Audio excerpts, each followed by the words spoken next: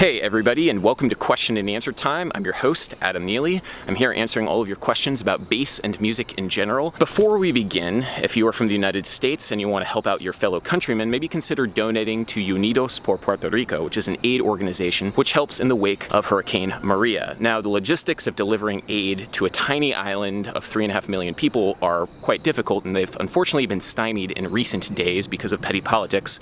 So anything that you can do to help would be very much appreciated. PSA over, let's get to it.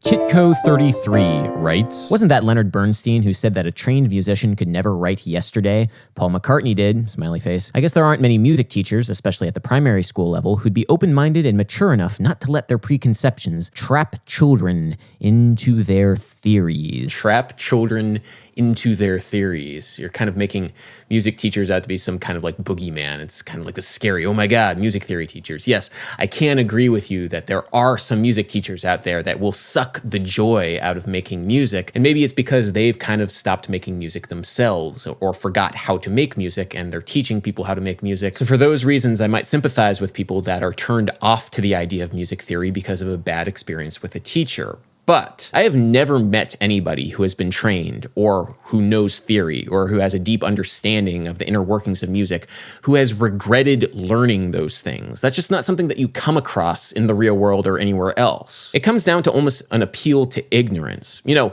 I might say it's okay to not know music theory because I think that somebody should not feel bad about not knowing music theory.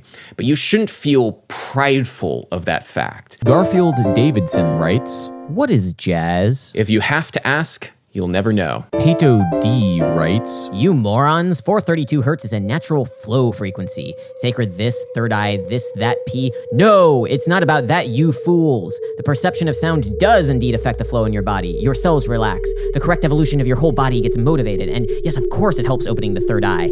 Duh. Just like smoking a joint relaxes all the cells in your body, making your organs function right. IOW, it relaxes you. It eliminates negative energies. IOW, it regulates your emotions. Thus it kills your anger because your body functions right. Therefore you are listening to your heart. I don't know, like 4chan send these people to troll me, or like...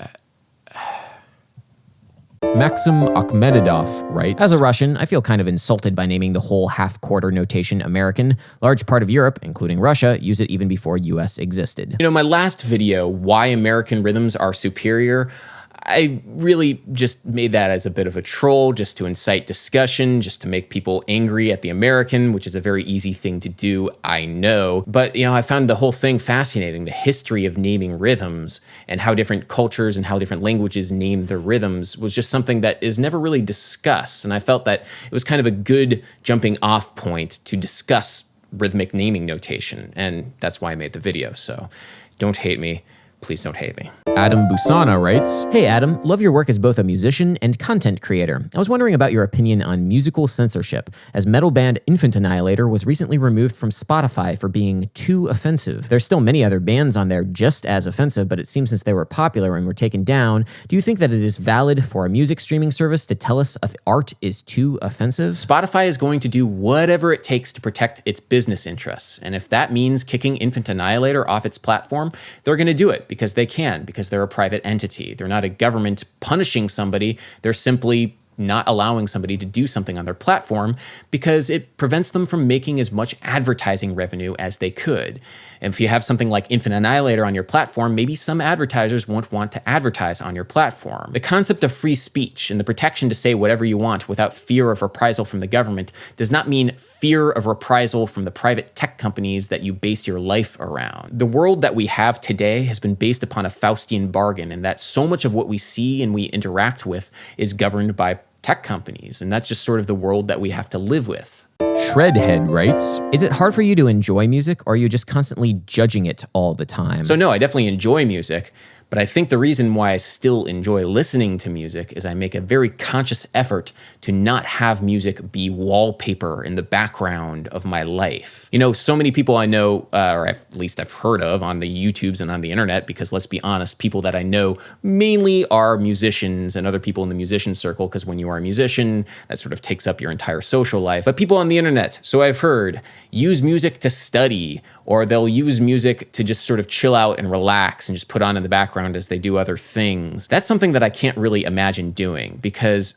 then that sort of almost cheapens music to me. Listening to music in the background to me is kind of like the same thing as putting on an audiobook in the background. Could you listen to like an audiobook and really understand all the nuances of the language and follow what the characters are doing and all that? Like that seems ridiculous to me. I definitely wouldn't be able to do it. So yes, I definitely do enjoy music, but not as this sort of passive background thing. There's enough of that happening in public spaces anyway, especially things like the grocery store. There's so much pop music that I discover when just like doing my grocery shopping, because that's what's playing in the public space and you can't really get away from it. I try not to have music be that sort of disposable noise in the background. John Chen writes, "Hey Adam, Q&A question. In your How to Not Suck at Music videos, you demonstrate pretty intimate familiarity with genres outside of jazz, but furthermore, identify very specific musical trends in them. J. Dilla unquantizedness and the bright tone of bass in modern prog rock from How to Not Suck at Music number 3, for example. How would you recommend that uninitiated listeners to some of those genres start becoming familiar with trends like these?" Yeah, so what I would say is, one, listen to a bunch of different genres of music, and then two, try and actually replicate what people are doing in those genres. And that requires a degree of critical listening, figuring out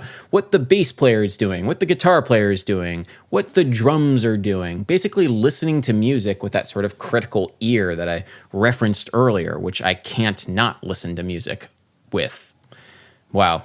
Doing really well on grammar here, Adam. Part of me being familiar with different genres and different trends is mainly just because I've been doing music for a while and playing music for a while. And so I see what different people are doing in different sorts of genres as I try and replicate them. So my big advice for younger people getting into a wide variety of genres is just keep an open ear and try and analyze music as you hear it. Galaxy Gazer Music writes, "Is there any reason to pursue music in life? I'm a junior in high school and I wanted to study jazz in college and compose/play bass trombone in jazz bands. However, it seems the more I look into it, the more hopeless it seems for me to do that and expect any money." So you do not need to make music your career in order to make music an important part of your life. You can balance another career with music, or you could do music and another career for money. It's entirely possible. And if you wanted to, you can make money doing music. It's not impossible by any stretch. There's so many people out there doing it. A big part of what I talk about on my channel is how to do that. When you start out with a defeatist attitude, thinking like, oh, this is impossible, I'll never be able to do it, has the tendency to, be self-fulfilling. There are other careers which are very difficult to do, like starting a successful small business, for example, but people do it because they're passionate about it. And if you're passionate about music, you should definitely go for it. Nitzan Bueno writes, "Could we get the outro music without you talking over it?" Sure thing. My outro music that I play at the end of every video is SUNGAZER's Sequence Start. SUNGAZER is a band that I have with drummer Sean Crowder. It's a fun band. I've been promoting them on my channel for a while now. You can check the link below. I do have a live session that I've done with the band. You can definitely check that out on the card or whatever that's going to be floating in whatever corner here. So check out SUNGAZER's Sequence Start is my outro music. Buttchicken 18 writes, "Hey Adam, first of all, I'm a big fan and I hope you'd consider this for your next Q&A. I was watching a past Q&A where you were talking about musicians who start out later in their life, and you said something along the lines of, it's a little easier to learn when you're younger because we have more time when we're younger. As a high school musician, my initial response was, I don't want to come off as rude, but at least in my school, balancing music groups and classes along with academic courses and still having time to explore music on my own can be a big challenge. I'm aware that my scope of reference is small as a high school student, but at the same time, it can feel overwhelming finding time for music. Any tips on balancing music with rigorous academics?" So I do want to approach this with a degree of empathy, but if I looked outside, I would probably see the collective eye roll of every single human being over the age of 20 who read this comment and just thought, man, this kid just does not get it. Just wait till he gets to the real world and has to, pay rent, worry about having a roof over his head, paying bills, feeding himself, having a job, or even having a job that he hates, and then worrying about making music and having the headspace to make music. Because, I was in high school too. I had all the experiences that you're having. I was in an international baccalaureate program, and I had to balance that rigorous academics of that IB program and my music making. And a lot of it comes down to just, I had more time in high school. That's just really the case. Now, that said, I do want to approach this with empathy. I do realize that it can be an incredibly stressful thing. And it was for me too, to balance everything, because at that point in my life, I didn't have all the tools necessary to balance my social life, as well as my musical life and my academic life. I didn't have the right time management skills in order to know when I needed to focus on what and what needed to happen when. Those things can be immensely useful. So just simply writing everything down that you need to do in a notebook, that's something that has helped me time immemorial. All throughout my life, all throughout my career, writing down all the tasks that need to be done physically in a notebook can help so much. I think that can be incredibly useful for you. And, just a side note, I don't think it's the best way to ingratiate yourself with somebody by laughing at them when they're trying to teach you something, especially if they know more about the subject than you do. Erik Martinek Music writes, Question for a Q&A. Is a songwriting degree at Berklee worth it, or at any college? Should I just pursue it on the side and get a degree in music business? So I can't really talk about any specific songwriting degree. I do have some friends in my circle who did songwriting at Berklee, and they absolutely loved it. I know that. They were able to hone their craft in the program and had a great time. And if you're passionate about songwriting, that would be a really awesome choice. The thing I would advise against is looking at music business. The music business degree is sort of like a fallback, because most music business degrees are about how to be part of the music industry. And if that's something that interests you, that's great. If it's not something that interests you, if you just want to have a general business acumen about you as a songwriter, it's not really going to do a whole lot for you. Music business degrees aren't set up to be like how to be business savvy as a performer. Last week, my friend Sean Crowder stopped by for a live stream. And in the live stream, he was talking about how he did a double major at Berklee with performance and music business. And he found the music business degree absolutely useless for what he wanted to do as a musician. So think about your goals. Do you want to be part of the industry, or do you just want to have a general business savvy? If that's the case, well, there really isn't a program that's designed for that specifically. KJ Music 97 writes, That pizza looks surprisingly good to be American. Yeah, that pizza was from Sal's Pizzeria on Bainbridge Avenue in the Bronx. Excellent pizza. It's a good, New York slice. God, I'm bad at accents. Ese Bajotumadre writes, America's a continent, not your country. Get that out of your brain. In English, we don't conceptualize it as one continent. We conceptualize it as two continents, North America and South America, so there's really no America as a continent. And besides, when you're from somewhere, there's always going to be an adjective to describe where you're from. So if you're from France, you're French. If you're from Germany, you're German. If you're from Colombia, you're Colombian. What would you call somebody from the United States of America? There's only one adjective, and that's American.